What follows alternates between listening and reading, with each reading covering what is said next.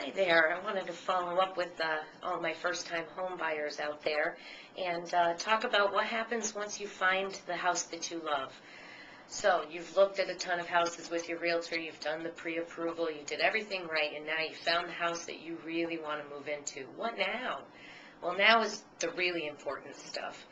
The details. The devil is in the details. You're going to start by making an offer to the seller, and you will be educated by your realtor as to what fair market value is. You should request that your realtor prepare a market analysis for you to verify that the home is at fair market value for the asking price, and you should try to make a reasonable offer to the seller based off of fair market. And of course, every seller is different. If you're buying a short sale or a foreclosure, those are different issues than just buying from a private sale. And your realtor should be able to counsel you about what all of those different types of sellers entail. Once you've got your offer in negotiation, you're going to need to choose an attorney. Here in the state of Massachusetts, all real estate is transacted by attorneys. There are title companies involved as well, but you must have an attorney. Some banks have lists of attorneys. Most, however, will allow you to choose. Your realtor should be able to provide you with a list. You want a real estate attorney. Please, I cannot stress enough that you want a specialist in real estate as far as the attorney goes. Litigation attorneys have their specialty.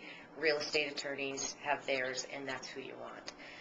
So you've got your attorney, and let's just assume that you've negotiated to an agreeable price. You're now moving on to the purchase and sale agreement. And again, these vary, not just state to state, but even county to county. They're a little bit different. But this is the legally binding document. This is the one that has to be hashed out and made sure that it's exactly the way you want it before you sign. And there are a lot of different details involved in a purchase and sale agreement. Your realtor and your attorney will both be reviewing these prior to you reviewing them, and then they will sit with you and talk you through it as well before you have to sign.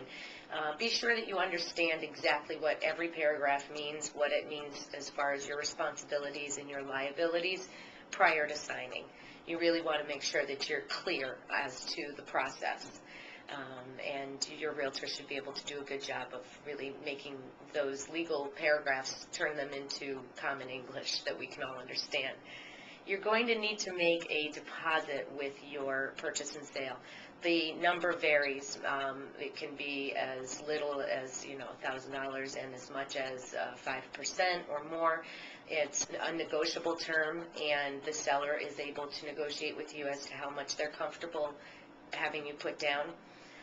There is a difference between down payment and deposit. A lot of first-time home buyers get confused about this, and the difference being that your deposit is what's being held in an escrow account with the purchase and sale, and it's a sort of a guarantee that you're not going to just walk away on the deal from the seller. That money then at the closing moves over to your side of the net sheet and can be used for any number of things, including closing costs, down payment. Those things really vary.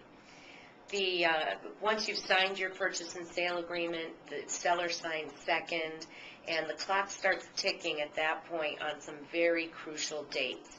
I'm going to be following up on those because, especially with the inspections, there's just so much entailed that it's important you understand.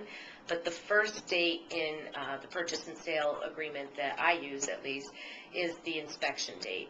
There's several kinds of inspections. The most common are the termite inspection, which is often mandated by your lender, so you're not necessarily going to have a choice as to whether or not you can do that one. And the other common one is a structural mechanical inspection.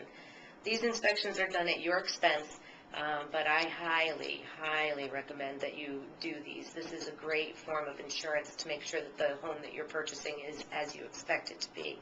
And again, I'll be following up with more talk about inspections. It's a big topic. So you have a variety of other inspections that are at your disposal depending on your needs. And those dates come up pretty quick. Around here you have 10 days to get the inspections done.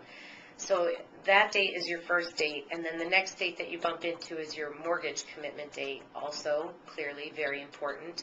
And you want to do your very best to hit those dates on target and not need to come in with extension requests, because those open yourself up to potentially losing the home, because there's no guarantee that the seller will grant you those extensions. So work with your realtor, make sure that you're following up and that you're paying attention to those dates.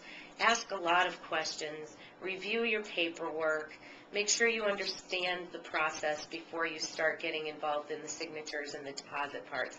And then once you're clear and you understand it, then go forward with a clear mind and be excited, because you're about to buy your first home.